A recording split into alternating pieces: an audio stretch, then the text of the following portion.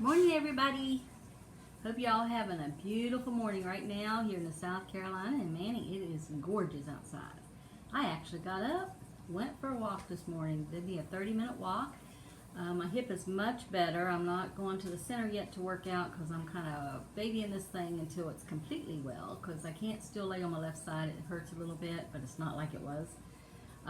So it's better, and I have to kind of give some of the credit, and probably a lot of the credit, to Eucalyptus by doTERRA. And I say this because I've always been a Vicks person, and I put Vicks on just about any of my aches and pains, sciatic nerve, you name it, I put it on there. So I thought, well, what's in it that I might have an oil for it? Is it eucalyptus?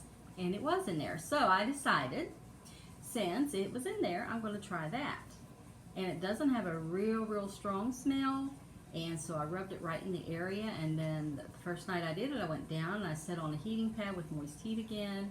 And I had used some of the other products, but none of that worked. This really worked, and I just, wow, it's all of a sudden so soothing and smooth. It doesn't hurt like the pain it was. I still have a little bit of pain, but not much. I mean, it's really going away, and I keep using that. I used it Sunday when I went to church, and you can't smell the eucalyptus, which I like that. If I put Vicks on, you could smell it because of the menthol. I think it's the menthol in the Vicks that really stands out there.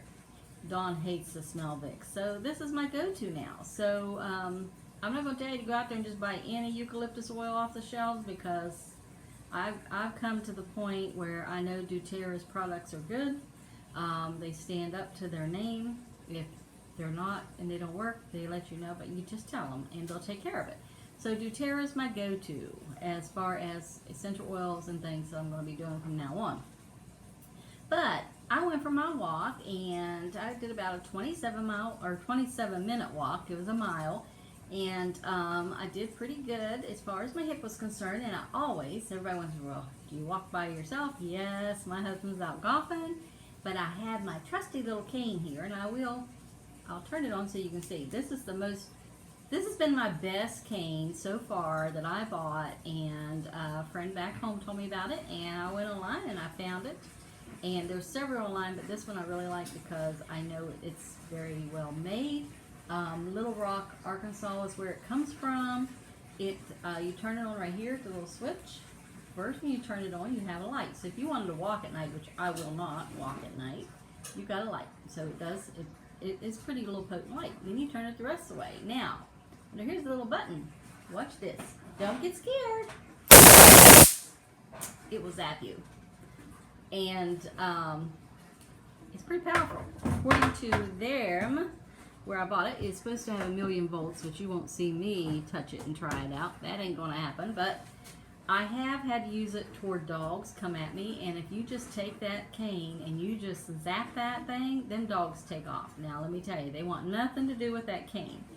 And the reason I got it is we had 3 dogs down here on our road who came to attack me and Dawn one day. And we were walking, and the guy's dog was out.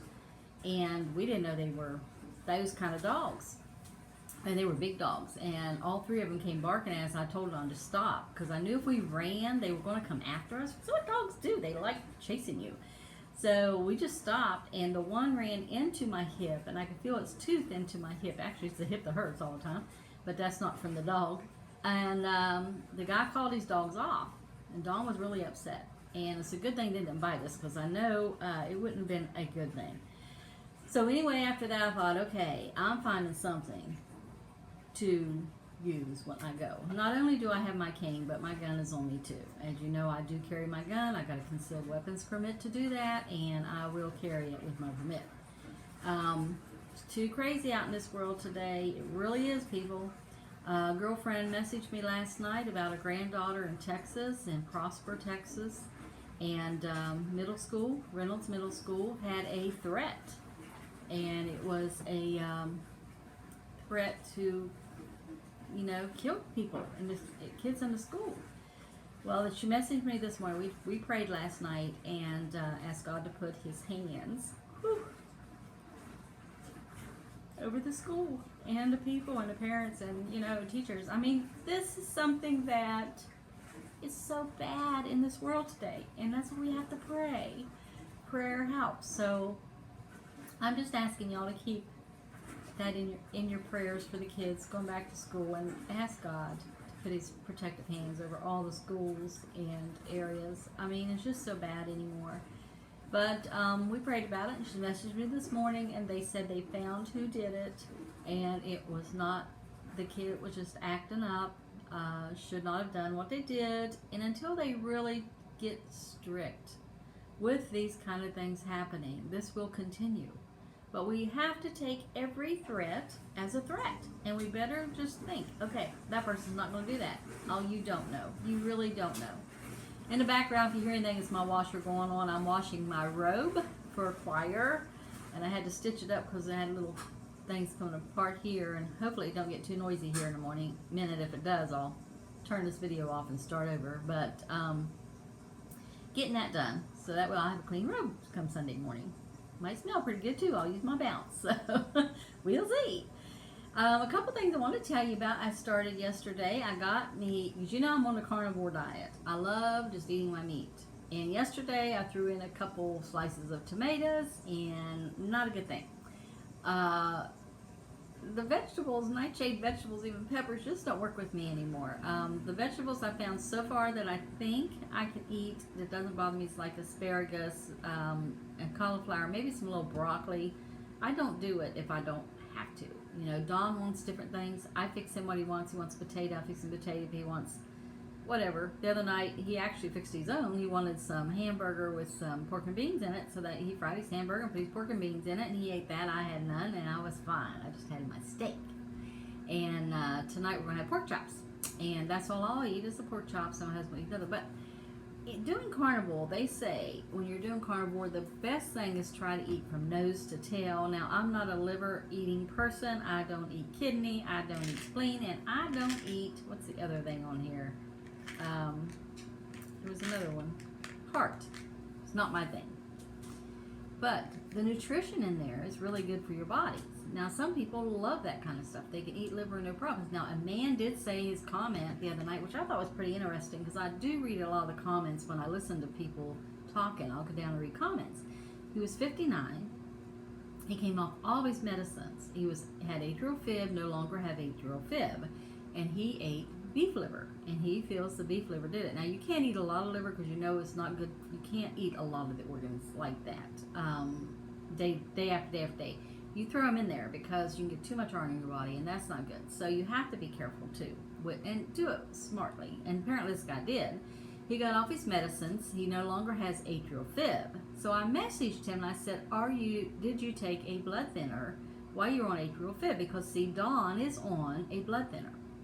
He said, yes. I said, are you off of it? He said, yes. I don't have to take it anymore. My atrial fib is not there. So I'm like, wow. They told my husband he had to be on it indefinitely because of his atrial fib, I guess. So if this would work and he could get off of it, it would be wonderful, but that's the choice he has to make. I don't make that choice for my husband. Of course, he says he don't believe everything these people say. That's okay. I mean, you know, we just, you know, that's up to him. I would love to see him go off the rat poison because that's what's in Coumadin. I love to see him get off all his medicines and be healthy. And, you know, so we're doing our best on our own way of doing things. But I did buy, this is it's called Grass-Fed Beef Organs. And it includes all of your organs, meats that you don't get from beef. This company is called Ancestral. And the guy is named Brian, I forget Brian's last name. But anyway, when I bought it, he messaged me. He sent me an email. And he told me if I had any problems whatsoever with his product, to be sure and message him. And I've read reviews on all this and stuff before I buy stuff. I read all the reviews. And what he was telling in there, about they do a freeze dry on all of the organ meats, and they do this, and then they process it. It comes from New Zealand, and it says pastured, raised in New Zealand, grass-fed and grass-finished, hormone, pesticides, and GMO-free, absolutely no filters or flow agents. So I thought, well, I've been reading the good reviews, what has been helping people with their nails and their hair. My nails have not been the best, and you can see they're not really great, but they're getting there. And I know it's the carnivore, and as you see, I have no moons other than on my thumb. I have a moon here, half moon. But I have one coming here. It's very little, but it's starting to come back. And if you're healthy, you should have moons on your fingernails, according to the things I have been reading and research that I've done. So I'm going to wait and see how this reacts with me. It wants you to take 6 pills a day. I don't do that. He also told me in a letter, and he wrote me at the email, he said, start out slow. If you don't feel comfortable doing 6, start out 1 a day, which I'm doing right now this week. I might up it to 2 before the week's over. I'll know how it feels. I took one yesterday. I felt fine. In fact, I had lots of energy. And so I took one this morning, and I have lots of energy, so that's a good thing. So I'm trying it. We'll see what happens. If it works, I'll let you know. That's a good thing there. So I think that's just about all I have to talk about today. I hope you all are having a great day, and I hope you ask the Lord, or thank the Lord actually, for your blessings, because we need to do that every day. Thank the Lord for your blessings. And any ladies who's listening that's in Manning, South Carolina, to my videos, Wednesday mornings at 10 o'clock at the church, we have a Bible study. The women do. And it's from 10 to 12. We have a prayer get together. You know, we usually come in by 9:30 or quarter till 10. So you're ready at 10 o'clock to get started. And they do a little bit of asking about prayer needs and that kind of thing, which is really great. I've been having to miss it because that's when Don sets up his doctor's appointments, but we're studying Mark in the Bible. And very interesting study. So I'm hoping that you'll get to come on Wednesdays, and hopefully I'll get back in the groove of coming. The next Wednesday he has another doctor's appointment, so I won't be there again next Wednesday, but I'm going to go ahead and do my Bible study while I'm here. Matter of fact, when I get off of here, I'm going to get my book and start studying. So, in saying that, it's great to read God's Word. It keeps you grounded, and it keeps you close to Him. So, I hope that everybody has a fantastic Tuesday, and we're going to have another estimate on our hot water and air conditioning guy come today, and we're going to check, or our heat and air conditioning guy is going to come again today. We're going to have another estimate going on, see what we have with that one.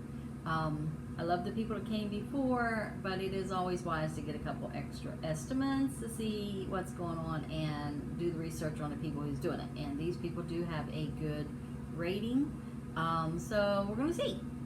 So anyway, God bless you all. Keep me, and please keep Reynolds Middle School and Prosper, Texas. They've had these kind of threats before. Please keep them in all schools in your prayers for safety, and ask God to put His protective hands around these schools and around you as a Christian. It's getting bad out there, people, and I hope we open our eyes and do what we need to do to be safe. So God bless y'all. Have a great Tuesday. Talk to you later. Bye-bye.